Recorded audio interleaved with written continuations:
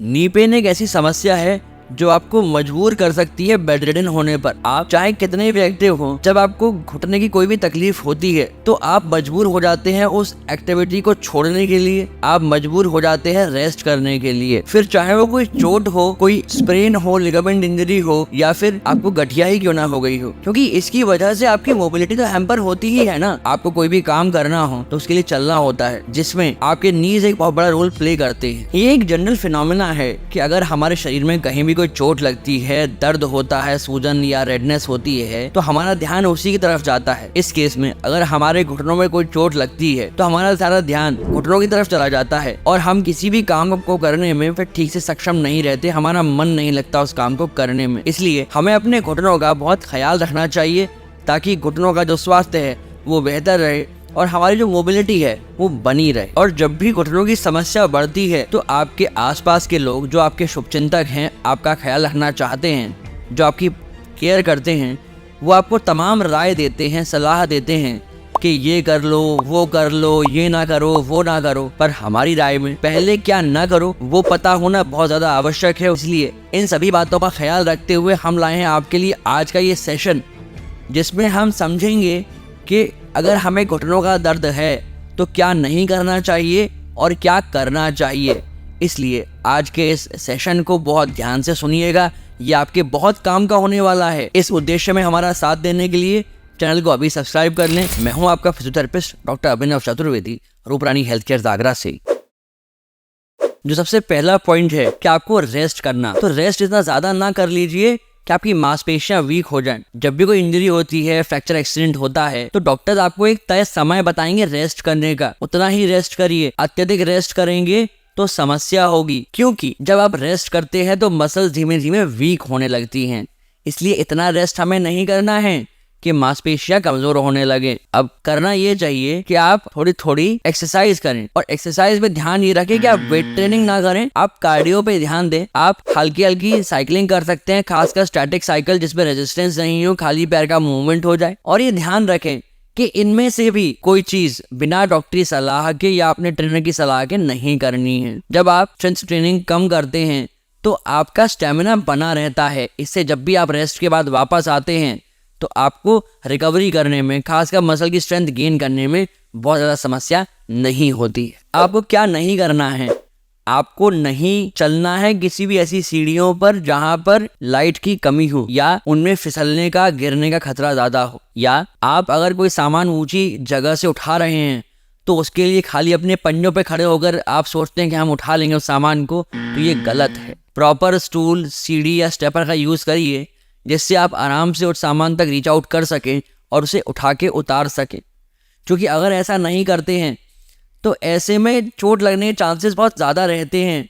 कई बार ये लोगों की हिस्ट्री में पाया गया है कि फेस्टिवल की कोई सफाई कर रहे थे या ऊपर से कुछ उतारना था तो किसी कमजोर सीढ़ी पे चढ़ गए, स्टूल पे चढ़ गए, बैलेंस बिगड़ा, वो गिरे और उनके घुटने में चोट लग गई। इन चीज़ों का ख्याल रखिए। आशा करता हूँ आपको ये बात समझ आई होगी, इसलिए इस वीडियो को भी लाइक कर दीजिए। नेक्स्ट आता है आपका वजन। ये ख्याल रखिए कि आपके घुटने आपका वजन लेने के लिए बने हैं, पर आपका एक्स्ट्रा जो वजन बढ़ा हुआ है वो लेने के लिए घुटने नहीं बने। आपकी लंबाई के अनुपात में एक वजन होना चाहिए, उसे तो आपके दोनों घुटने बेयर कर सकते हैं, परंतु अगर आपका वजन उस नियत अनुपात से ज्यादा होगा, आप ओवरवेट होंगे, तो डेफिनेटली आपके घुटनों में डैमेज होना शुरू हो जाएगा। आपको गठिया की शिकायत हो सकती है, घुटनों में से कटकट की आवाज आ सकती है और आपको चलने फिरने में समस्या हो सकती है। इसके लिए आप अपने भोजन में सैलेड्स को ऐड कर सकते हैं, जैसे कि चने की चाट हो गई, टमाटर खीरा हो गया। ऐसी चीजों की मात्रा अपने खाने में बढ़ा दीजिए। हाँ, इसके ऊपर और भी कई सारे वीडियोस अवेलेबल हैं चैनल पर कि डाइट क्या लेनी चाहिए, क्या नहीं लेनी चाहिए। आप इस वीडियो के बाद जाकर चैनल को विजिट कर सकते हैं पूरा, और उन वीडियोस को भी देख सकते हैं, समझ सकते हैं डाइट के बारे में। आपका वजन बढ़ गया है या फिर आपके घुटनों में चोट लग गई है तो आप लोग कई बार छड़ी लेने से कतराते हैं कि लोग क्या कहेंगे, पर इसमें गलत क्या है? आपको स्टिक का यूज करना चाहिए जिससे कि आपके घुटने पर लोड नहीं पड़े, आप ठीक से चल फिर सके और आपके नी की जो रिकवरी है वो फास्ट हो जाए। आप जल्दी रिकवर कर जाएंगे तो वो स्टिक जल्दी छूट जाएगी। अगर आपके नीज में कोई समस्या हो रही है और आप ये समझ नहीं पा रहे हैं कि आप छड़ी लें या ब्रेस पहने, तो कमेंट सेक्शन में अपनी समस्या को पोस्ट करिए, हम ट्राई करते हैं आपकी समस्या को हल करने। नेक्स्ट अप, आपके फुटवेयर। हम में से ज्यादातर लोग इस बात पर ध्यान नहीं देते कि किस प्रकार का फुटवेयर हम यूज कर रहे हैं, हम पहनकर डेली चल रहे हैं। अब आप कहोगे कि सर आप तो घुटने के बारे में बात कर रहे हो, अब ये जूते कहाँ से आ गए? तो ये बात समझिए कि आपकी अगर एड़ी में कोई समस्या होगी तो उसका इम्पैक्ट डेफिनेटली आपके नी पर पड़ेगा ही पड़ेगा। इसलिए अगर आपके शूज घिसे हुए हैं तो ये निश्चित बात है कि आपका घुटना समस्या में आ जाएगा। क्यों? क्योंकि आपके पंजे का अलाइनमेंट बिगड़ गया या आपका बैलेंस बिगड़ेगा। जब बैलेंस बिगड़ेगा तो आपकी घुटने पर और कूल्हे पर दबाव बनेगा, एक्स्ट्रा प्रेशर आएगा, फिर वहां भी पेन शुरू हो जाएगा। इसलिए ये बहुत आवश्यक है कि आप अपने शूज का ख्याल रखें। आप में से कई बार लोग गलती करते हैं कि इंजरी होते ही उस जॉइंट को चलाकर देखते हैं। फॉर एग्जाम्पल, अगर आप कहीं गिरे, आपका पैर मुड़ा है, तो तुरंत से आसपास के लोग आएंगे या आप भी अपने घुटने को चला के देखेंगे कि हाँ सब कुछ सही सलामत है कि नहीं। ये बहुत बड़ी गलती होती है, मैं आपको बता दूं।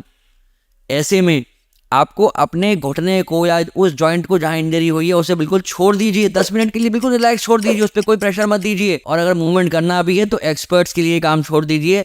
उन्हें पता है कि आपको कैसे लेके जाना है या कैसे ट्रांसपोर्ट करना है, कैसे मोबाइल करना है, उस पर्टिकुलर जॉइंट को सपोर्ट कैसे देना है। इसके विपरीत करना क्या चाहिए? फॉर एग्जाम्पल, आपके घुटने में ही चोट लगी, अब तो पहले रेस्ट करिए, उसके बाद अपने घुटने पर आइस अप्लाई कर दीजिए, जिससे कि वहां पर जो चांसेस बनते हैं सूजन आने के वो थोड़े कम हो जाएं। इससे आपके नी को रेस्ट मिलेगा, माइक्रो ट्रॉमा नहीं होगा।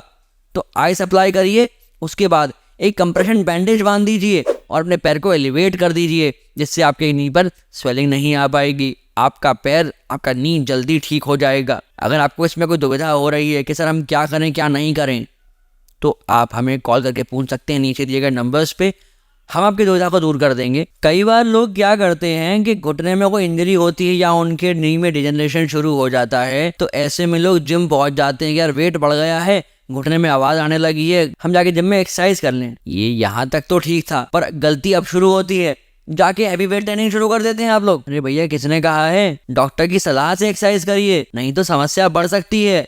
आपको वेट ट्रेनिंग करनी चाहिए, बट डॉक्टर की, अपने जिम ट्रेनर की सलाह से, जिससे आपके नी पे एक्सेस प्रेशर नहीं पड़े। पूरी बॉडी भी तो है आपकी एक्सरसाइज करने के लिए, उससे एक्सरसाइज करिए ना, नी को छोड़ दीजिए। कई बार घुटने में जब दर्द शुरू होता है तो आप लोग उसे नजरअंदाज कर देते हैं। ये बहुत ही गलत अप्रोच है, आपको ऐसा बिल्कुल नहीं करना चाहिए। अगर आप ऐसा करते हैं तो आप स्वयं आफत को दावत दे रहे हैं, आप मुसीबत को दावत दे रहे हैं।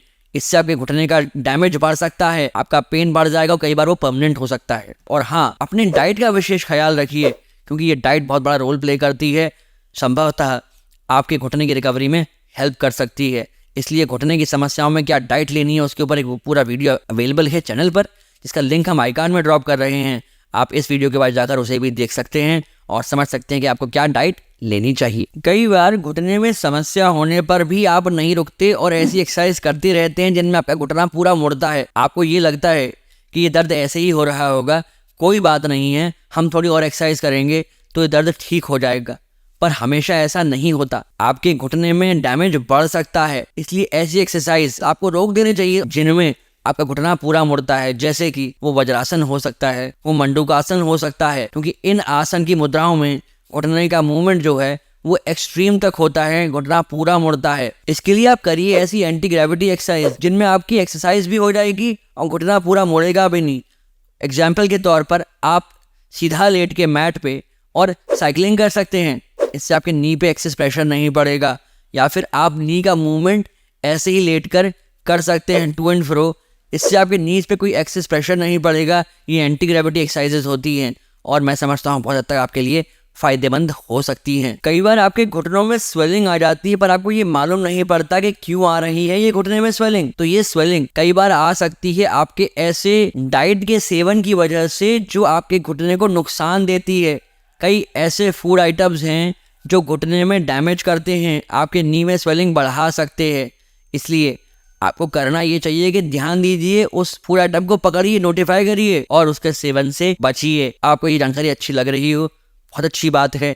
इसके लिए अपने इस वीडियो को हर जन तक शेयर करिए, क्योंकि घुटने की समस्या आजकल बहुत बढ़ती चली जा रही है और निश्चित तौर पे उनका भी इससे फ़ायदा होगा। वो जान सकेंगे कि हमें क्या नहीं करना चाहिए, क्या करना चाहिए घुटने की समस्याओं में।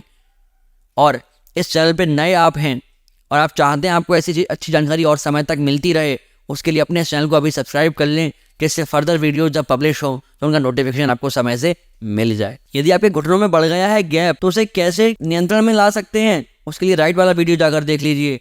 और अगर आपको गठिया होनी शुरू हो गई है तो लेफ्ट वाला वीडियो जाकर देख लीजिए, सारी समस्याओं का हल आपको प्राप्त हो जाएगा। धन्यवाद।